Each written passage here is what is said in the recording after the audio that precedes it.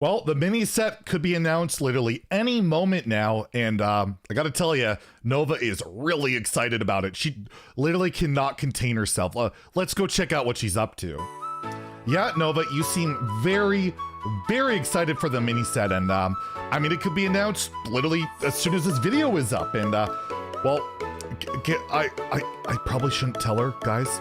There might be support for scabs in the mini set.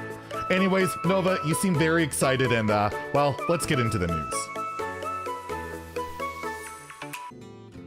Let's get salty!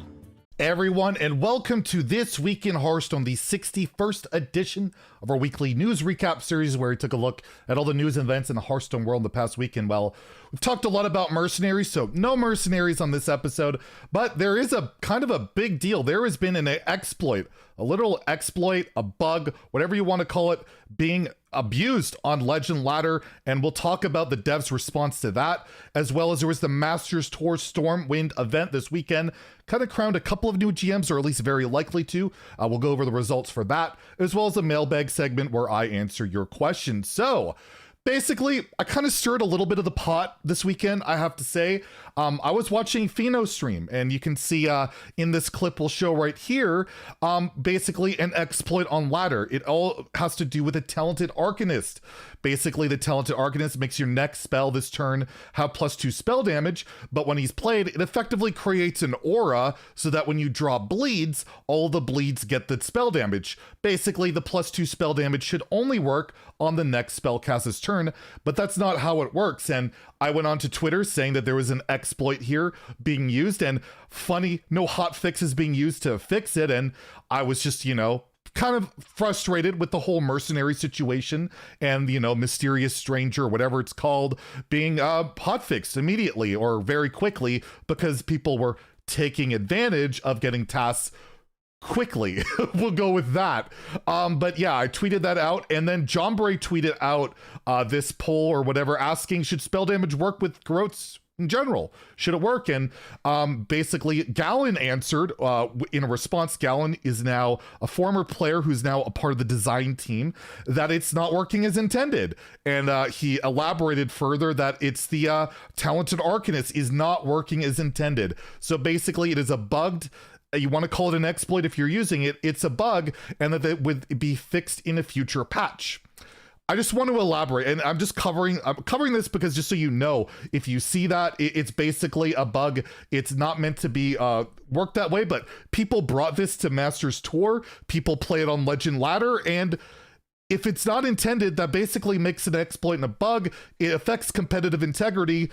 Can't hotfix it. I don't know if I'm nitpicking here, but it really just kind of bugs me that this interaction has been in the game since, well, Garou came into the game, which is over a month ago, and it's been known about for a very long time, and it's, according to the devs, not intended. Why is it taking so long to fix? It's literally affecting competitive integrity for your game where money is on the line, and yeah, not hot fixed, and we'll get it updated in a future patch. So thought I'd let you guys know about that story. I thought it just bugs me that they're so quick to fix things that help a free-to-play player. Like, we've seen daily quest stuff fixed in like a heartbeat, but if it comes to like fixing a card, or like, you know, we've used the example Tarantus has it having no text, it could take a month longer.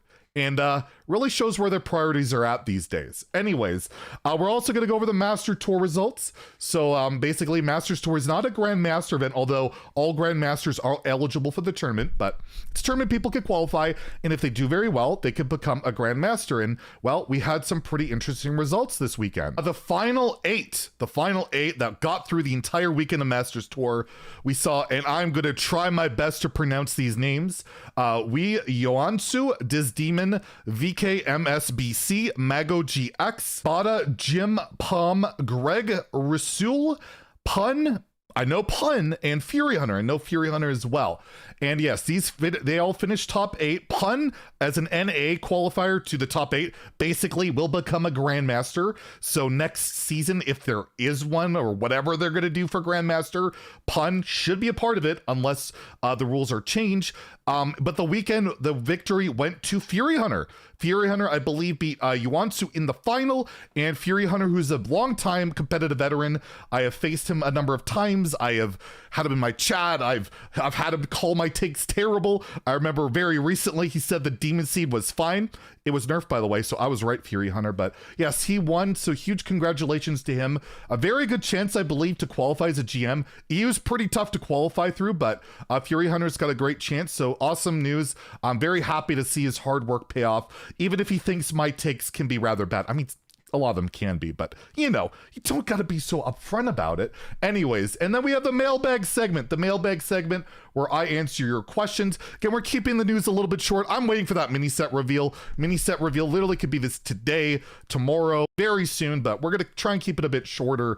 So we'll go over the mailbag, some questions that you guys asked me. And again, if you want to ask me a question, leave a comment in the comments below with mailbag in the comment. That's quite the revelation there, isn't it? Anyways, Cabarin Dobby asked, if Hearthstone keeps adding new modes, do you think the space required is going to be a problem? As a mobile player, this is a bit of a concern. Already, it's kind of a problem. I've heard people say, like, you need I haven't checked it myself, but I know it's like 2 or 3, maybe 4 gigs needed for Hearthstone, and they said they're not planning on adding any new modes, and I really hope they don't. I haven't been a big fan of the last few, to say the least, and focus on the game that we paid for now, please. For like, that's what we would love to see. I think most of us would love to see. And yeah, if they're gonna add new modes, they got to start separating stuff of the client, because it's already showing how taxing it is on the client and all that. And yes, if there is any new more modes, it already at this point it is already a concern. So let's hope that if they decide, you know, make a new mode, just make it on a separate app. Like, I feel like Mercenaries could very well be already. Jared Badgley asks, so I'm a free-to-play player, and I've recently gotten to playing Wild as I've crafted some Reno cards and just other past old cards that I don't have. I've been consider buying some past adventures with gold, but not sure if it's worth it for the cards. Do you think of any adventures that are worth it? If so, which one? Nax Ramus is really good to get. You get like Lotheb, you get like Sludge Belcher, there's like Baron, although that's part of the core set right now, but it's not going to be there forever. There's some decent stuff. Haunted Creeper, even if you're going for like a token build. League of Explorers, of course. If you've crafted some of these already, it's not great, but you know, you got Reno, you got Bran, you got Finley, really good stuff there as well. I would go with those two. Blackrock Mountain has like Emperor, which doesn't see a lot. Actually, Blackrock Mountain's been power crept pretty hard. Maybe Galakron's Awakening, because you get like the amazing Reno. That one's pretty sweet to get from there. But overall, I'd say the Nax Ramus and League of Explorers are pretty big standouts to me. Wojciech Hunky asks, have you any news about purchasable decks coming to the game? So Ixar said in an AMA, I think a week or two ago, they definitely have plans on bringing that back. I would expect to see them shortly after the mini set comes out.